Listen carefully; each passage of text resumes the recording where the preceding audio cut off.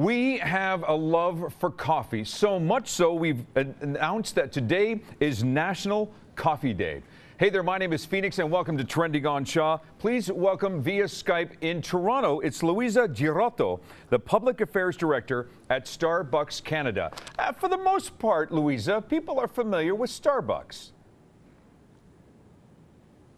Oh yeah, absolutely. #1 coffee shop to the world, sure.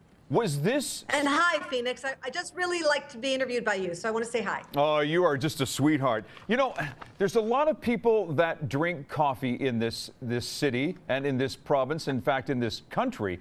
But one of the stats that I found fascinating was that coffee is #2 on the most, the drink that people drink the most. #2. Are you surprised? No, I'm not surprised. I guess that's why Starbucks is so successful. Coffee is about a 1,200-year trend. We have been drinking coffee for over 1,200 years. We love it. And yeah, it's National Coffee Day. So we thought, let's survey people who drink coffee and go to cafes to learn about what's behind that, because it's not just that we like to drink coffee, it's what coffee means. It's what we do over coffee. I think that is part of the beauty of coffee. So coffee is a catalyst to bringing people together for countless reasons, correct? Absolutely, 100%.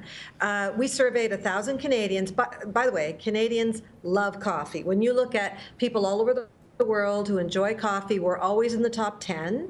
We're higher than the United States. Canadians know good coffee and they love coffee. So we surveyed 1,000 Canadians and we went out and we said, hey, what's going on with the cafes? What's going on with the baristas? What's going on with why you show up?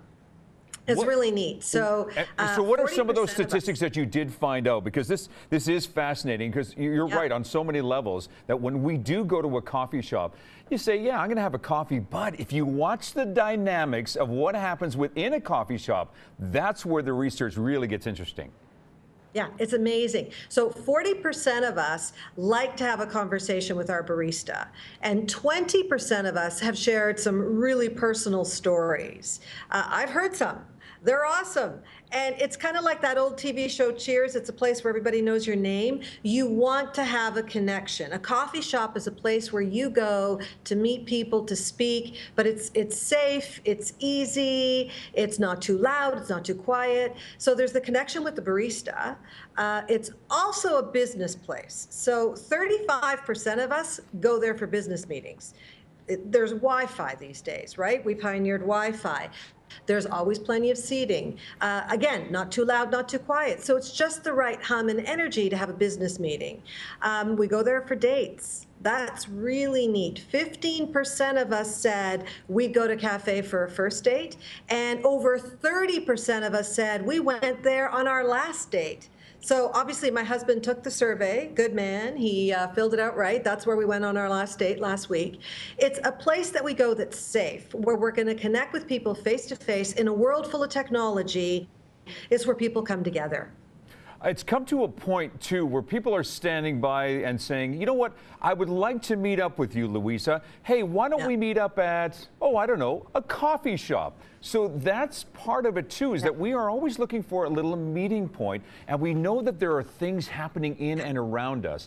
So again, I go back to what I said earlier. It is a catalyst for more than just, hey, I just need my daily coffee fix. You know, Phoenix, you're psychic, because as of tomorrow, what you'll see on YouTube and in some TV and social digital advertising from Starbucks is actually, I'll call it a campaign called Meet Me at Starbucks.